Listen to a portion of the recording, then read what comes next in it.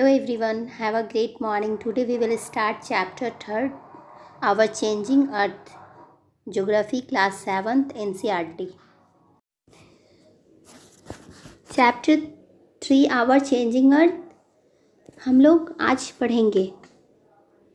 The lithosphere is broken into a number of plates known as the lithospheric plates. You will be surprised to know that these plates move around very slowly, just a few millimeters each year. This is because of the movement of the molten magma inside the earth. The molten magma inside the earth moves in a circular. देखते हैं, okay? Take a small colored paper pellet and put it in a beaker half filled with water. Place the beaker on a tripod stand and heat it. As the water warms up, you will observe that the paper pellet is moving upward along with the warm layers of water and then sinks back along with the cooler layers of water. The molten magma inside the earth moves in a similar manner. इस activity में क्या बताया गया है कि अगर हम एक रंगीन कागज़ की छोटी सी गोली लेते हैं और इसे जल में आधे भरे बीकर में रख देते हैं. अब बीकर को ट्राइपॉड स्टैंड लेंगे और उस पर हम लोग बीकर रखेंगे. बीकर को रखने के बाद हम लोग फिर उसे गर्म करेंगे. तो उसके बाद हम लोग क्या देखेंगे कि जब वाटर गर्म होता है तो हम लोग देखेंगे कि गर्म वाटर में जो गोली है, कागज़ की गोली है, वो क्या होती है, ऊपर की तरफ उठती है. और फिर जैसे जैसे ठंडी होने लगेगी, जैसे जैसे ठंडी होगी वैसे वैसे क्या होगा, गोली नीचे की तरफ बैठने लगेगी. तो यहाँ पे इस एक्टिविटी में ये बताया गया है. ओके, नेक्स्ट पैराग्राफ हम लोग करेंगे. Okay, The movement of these plates causes change on the surface of the earth. Plate की इसी मूवमेंट के कारण पृथ्वी की सतह में क्या आता है, बदलाव आता है, चेंजेस आता है. The earth movement are divided on the basis of the forces which cause them. पृथ्वी की गति उन्हीं फोर्स यानी बल के आधार पर बांटा गया है जिनके कारण ये गतियाँ उत्पन्न होती है. The forces which act in the interior of the earth are called as endogenic forces. इसे क्या कहते हैं, वैसा फोर्स जो पृथ्वी के अंदर वाले भाग में घटित होता है उसे हम क्या कहते हैं, इंडोजेनिक फोर्सेस कहते हैं. Okay, and the forces that work on the surface of the earth are called exogenic forces. वैसा फोर्स जो पृथ्वी के सतह पर उत्पन्न होता है उसे क्या कहते हैं, exogenic forces. Indo means inside, means की अंदर की तरफ फोर्स जो लगता है, ठीक है, उसे हमें इंडोजेनिक और एक्सोजेनिक. एक्सो मीन्स होता है आउटसाइड, बाहर की तरफ. तो बाहर की पृथ्वी की सतह पर जो फोर्स, जो बल उत्पन्न होता है उसे एक्सोजेनिक फोर्सेस कहते हैं. अब ये टेबल को हम लोगों को पढ़ना है. अर्थ की मूवमेंट को हम डिवाइड करते हैं इंडोजेनिक फोर्सेस में एंड एक्सोजेनिक फोर्सेस में. आप लोगों ने ऊपर की पैराग्राफ में पढ़ा कि endogenic, endo means inside, genic means origin. वैसा मतलब फोर्स जो अंदर की तरफ ऑरिजिनेट होता है उसे क्या कहते हैं, इंडोजेनिक फोर्सेस. और एक्सोजेनिक, एक्सो मीन्स आउटसाइड और जेनिक मीन्स ऑरिजिनेट. वैसा फोर्स जो बाहर की सतह पे ऑरिजिनेट होता है उसे क्या कहते हैं, एक्सोजेनिक फोर्सेस. सबसे पहले हम लोग एक इंडोजेनिक फोर्सेस देखेंगे. इंडोजेनिक फोर्सेस में हम लोग सबसे पहले कुछ ऐसे फोर्सेस होते हैं. इंडोजेनिक में सडन फोर्सेस होते हैं, कुछ सडन फोर्सेस होते हैं, just like earthquake, volcano, landslide. Earthquake मतलब क्या होता है, सडनली आ जाता है. भूकंप क्या है, सडनली आ जाते हैं, हम लोगों को पता भी नहीं चलता है. वोल्केनो क्या है, जब वोल्केनो मतलब फटता है, ज्वालामुखी फटता है तो हम लोगों को पता नहीं होता है. तो ये भी सडन फोर्सेस में आता है, इसे मतलब सडनली कभी भी आ सकता है. ओके, थर्ड है लैंडस्लाइड. लैंडस्लाइड मीन्स होता है भूस्खलन. मतलब ये पहाड़े, इसमें क्या होती है, लैंडस्लाइड में पहाड़े गिर जाती है, इसका मतलब ये होता है लैंडस्लाइड का मीन्स. और ये पहाड़ी एरियाज़ में होता है जिसे हम लैंडस्लाइड कहते हैं. नेक्स्ट है इंडोजेनिक फोर्सेस में डायस्ट्रॉफिक फोर्सेस भी आते हैं। डायस्ट्रॉफिक फोर्सेस में मतलब क्या होता है कि अर्थ के लिथोस्फेरिक प्लेट्स की मूवमेंट होती है, ठीक है। इसी तरह थोड़ी थोड़ी मूवमेंट होते होते होते हज़ारों सालों के बाद ये क्या हो जाता है, माउंटेन्स बन जाती है। ओके, तो ये क्या करती है, माउंटेन बिल्डिंग फोर्सेस, मतलब माउंटेन बिल्डिंग फोर्सेस होती है डायस्ट्रॉफिक फोर्सेस। ओके, नेक्स्ट हम लोग देखेंगे exogenic forces. Exogenic forces means मैंने आपको पहले भी बता दिया है, तो इसमें क्या आता है, erosional and depositional. Okay, erosional, पहला इरोजनल होता है एंड दूसरा डिपोजिशनल होता है। तो इरोजनल मीन्स क्या होता है कि कोई भी लैंडफॉर्म जहाँ से मिट्टी उड़कर, कहीं से भी मिट्टी उड़कर हवा के ज़रिए या पानी के ज़रिए वहाँ पे आ जाती है, और फिर पानी की वजह से वो मिट्टी क्या होता है, पानी में बहकर एक जगह से दूसरी जगह चली जाती है, तो इसे ही हम क्या कहते हैं, इरोजन कहते हैं। ओके, नेक्स्ट है डिपोजिशनल। डिपोजिशनल मीन्स इसका जस्ट अपोजिट होता है कि कोई भी पदार्थ मीन्स हवा, जल या समुद्री ज्वार द्वारा किसी एक स्थान पर जमा होता है, ठीक है, उसे हम क्या कहते हैं, डिपोजिशन कहते हैं। ओके, यहाँ पे दिखाया गया है कि इरोजनल एंड डिपोजिशनल में क्या क्या आते हैं, मतलब क्या क्या करते हैं, कौन कौन करते हैं, जैसे river, wind, sea waves, glaciers. Endogenic forces sometimes produce sudden movements and the other times produce slow movements। यहाँ क्या है कि इंडोजेनिक फोर्सेस क्या करते हैं, कभी तेज़ गति या कभी धीमी गति उत्पन्न करते हैं। Sudden movements like earthquakes and volcanoes cause mass destruction over the surface. Earthquake क्या करते हैं और वोल्केनोस क्या कॉज करते हैं, destruction over the surface of the अर्थ के सरफेस पे क्या करते हैं, काफ़ी ज़्यादा डिस्ट्रक्शन, नुकसान पहुंचाते हैं। ओके,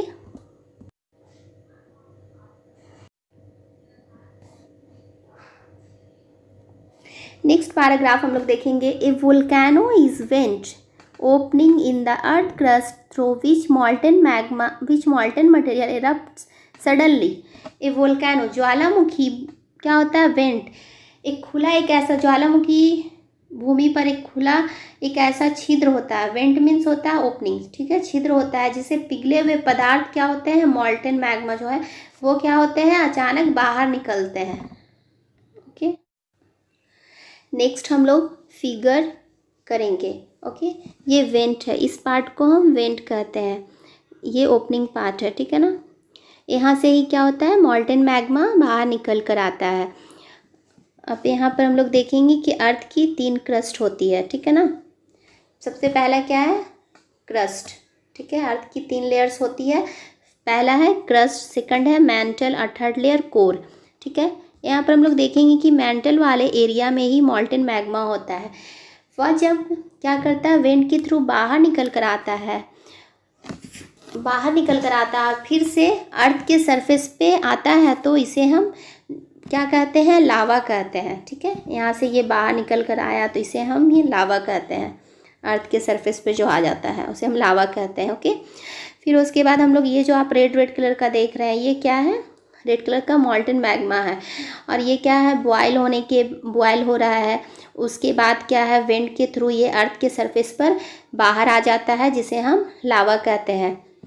यहाँ पर क्रेटर है, क्रेटर क्या है, बिग वेंट है, बड़ा सा वेंट है, उसमें से ही ये सारी मतलब जो गैसेस है ना, गैसेस एंड ऐश ये बाहर निकलती है। ओके,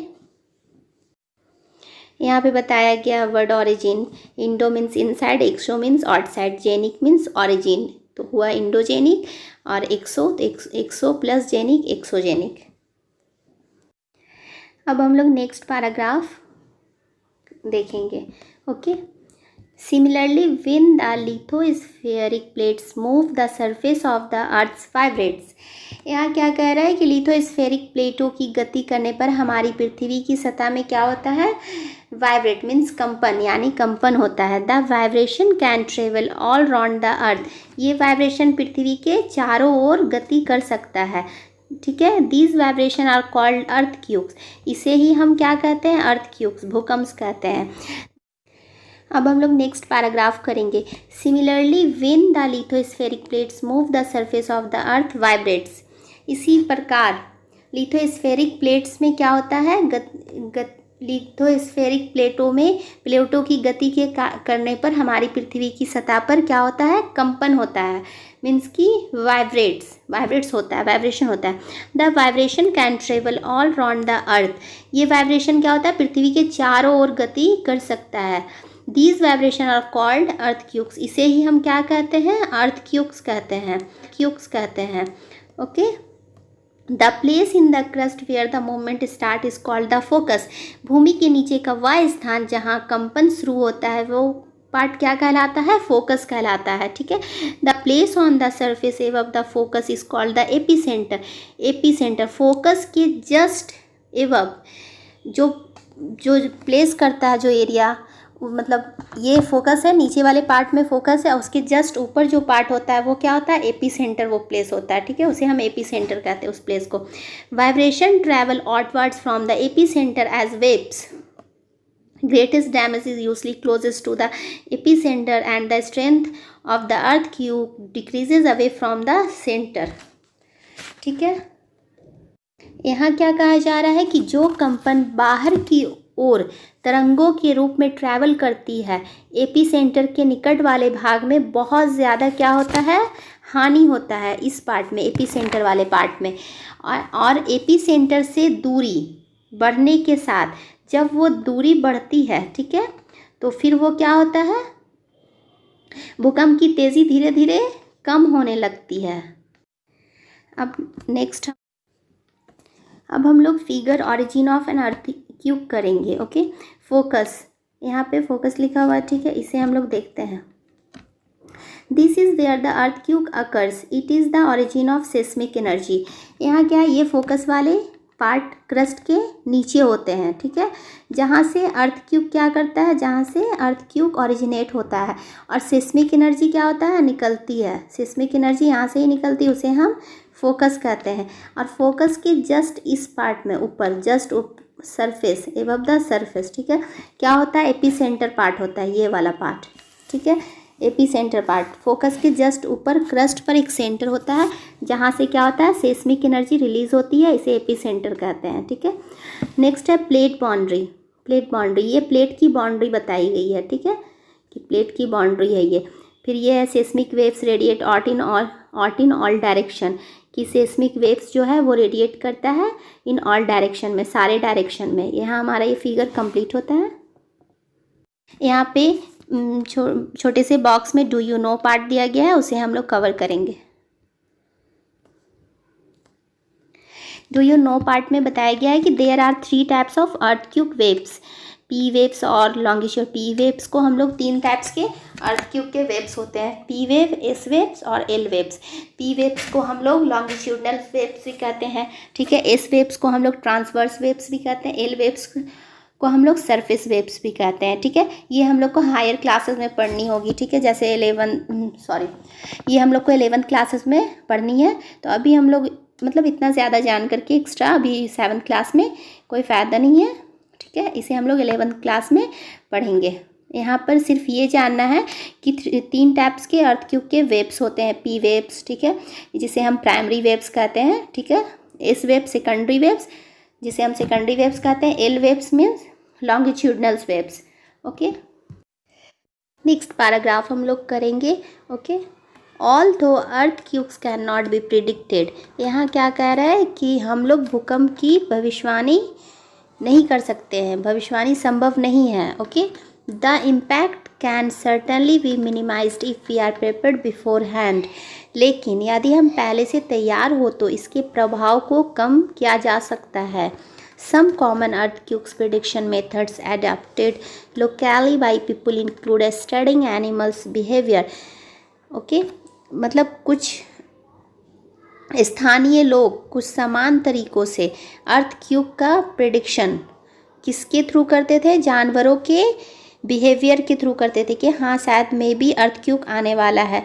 जस्ट एग्जाम्पल क्या दिया हुआ है, fish in the ponds get agitated. क्या होता था, फिशेस जो है ना वो पॉन्ड्स में हिलने लगती थी, तालाब में हिलने लगती थी। Okay, snakes comes to the surface. सांप क्या करते थे, स्नैक्स अपने बिलों से बाहर निकल कर आ जाते थे। तो इस तरह से कुछ मतलब कुछ एनिमल्स के बिहेवियर से पता मतलब स्थानीय लोग को चलता था कि हाँ शायद मतलब अर्थक्वेक आने वाला है। बट इसे हम लोग प्रिडिक्ट नहीं कर सकते हैं, मतलब भविष्यवाणी नहीं कर सकते हैं कि अर्थक्वेक आने वाला है। इसी स्टडी दी गई है अर्थक्वेक की, भुज अर्थक्वेक एक केस स्टडी। ठीक है, यहाँ पे क्या बताया गया ना कि 26 January a massive earthquake measuring 6.9 on Richter scale hit बूस्टन ऑन 26 जनवरी 2001। तो ये क्या था ना कि 26 जनवरी 2001 में भयंकर मतलब 6.9 जो रिएक्टर स्केल होता है ना अर्थक्वेक का, वो काफ़ी ज़्यादा होता है। ठीक है, और 7 तो बहुत ज़्यादा मेजर। ठीक है, 6.9 में ही काफ़ी नुकसान मेजर अर्थक्वेक कहा जाता है 6.9 को। ठीक है, तो यहाँ पे ये बताया गया ना कि 26 जनवरी में 2001 में भयंकर 6.9 रिएक्टर स्केल पर अर्थक्वेक आया था, जिसमें काफ़ी नुकसान हुआ था। यहाँ पर हम लोग डू यू नो पार्ट करेंगे। Okay, and earthquake is measured with a machine called a seismograph. Earthquake की जो मशीन है जिसे हम मेज़र कर सकते हैं अर्थक्वेक को, उसे हम क्या कहते हैं, सिस्मोग्राफ कहते हैं। The magnitude of the earthquake is measured on the Richter scale. Magnitude को मतलब क्या किससे मेज़र करते हैं, रिएक्टर स्केल से। ठीक है, मेज़र करने के लिए रिएक्टर स्केल का यूज़ करते हैं। और सिस्मोग्राफ किसके लिए यूज़ होता है, measured earthquake measured with a machine called a seismograph. ये रिएक्टर स्केल अर्थक्वेक का मैग्नीट्यूड मतलब मेज़र करने के लिए ओके यूज़ करते हैं। एन अर्थक्वेक ऑफ 2.0 और less can be felt only a little. 2.0 बहुत कम होता है, लिटिल होता है। ठीक है, an earthquake over 5.0 can cause damage from things falling. 5.0 क्या है, मतलब उससे मतलब क्या है, डैमेज कॉज करता है। ठीक है ना, ए 6.0 और higher magnitude is considered very strong and 7.0 classified as a major earthquake. यहाँ पे बताया गया ना कि 6.0 अगर आता है तो वो मतलब क्या है, हाई अर्थक्वेक का जो मैग्नीट्यूड है उसमें शो किया गया है कि ये बहुत ज़्यादा मतलब इसमें डैमेज कॉज कर सकता है। ठीक है, भयानक। ठीक है, और ये जो 7.0 है ये क्या, मेजर अर्थक्वेक है, मतलब बहुत मेजर, मतलब बहुत ज़्यादा ही नुकसान इसमें होता है, बहुत ज़्यादा एक्सेस। ओके, नेक्स्ट हम लोग ये बॉक्स देखेंगे। ओके, यहाँ अर्थक्वेक क्या है, प्रिपेयर्डनेस बताया गया है। अर्थक्वेक का प्रिपेयर्डनेस बताया गया है कि अगर अर्थक्वेक आए तो हमें सेफ जगह पर चले जाना चाहिए, जैसे ओपन फील्ड में चले जाना चाहिए। ठीक है, where to take shelter during an earthquake, safe spot पे चले जाना चाहिए। अंडर अ किचन काउंटर, ठीक है, किचन काउंटर का जो होता है उसके नीचे, अंडर टेबल और डेस्क के नीचे, अगेंस्ट एन इनसाइड कॉर्नर और वॉल। ठीक है, स्टे अवे फ्रॉम, हम लोगों को इस टाइप की जगहों से दूर रहना चाहिए। ठीक है, fireplaces, areas around chimney से, window that shatter including mirror and picture frames. Okay, इन सारी चीज़ों से हम लोग को मतलब दूर रहना चाहिए। प्रिपेयर्ड हम लोगों को कैसे रहना चाहिए, be prepared spread awareness amongst your friend and family members and face any disaster confidently. यहाँ क्या कहा गया है कि हमें प्रिपेयर्ड होना चाहिए कि अगर अर्थक्वेक आए तो दूसरों को भी अवेयर कर देना चाहिए। ओके, और डिजास्टर एरिया से दूर रहना चाहिए और ओपन फील्ड में हम लोगों को चले जाना चाहिए। नेक्स्ट हम लोग का है मेजर लैंडफॉर्म। तो ये अब मैं अभी यहाँ आज हम लोगों का टॉपिक यहाँ तक ही कंप्लीट करेंगे। ठीक है, ये काफ़ी ज़्यादा बड़ी हो जाएगी, फिर आप लोग को भी पढ़ने में बहुत प्रॉब्लम होगा। तो आज का ये वीडियो यहाँ पर ही हम लोग कंप्लीट करते हैं। इसके आगे का मेजर लैंडफॉर्म जो है वो नेक्स्ट वीडियो में मैं अपलोड कर दूँगी। ओके, अगर आपके लिए वीडियो हेल्पफुल रही हो तो प्लीज़ इसे शेयर, लाइक एंड सब्सक्राइब करें। Thank you.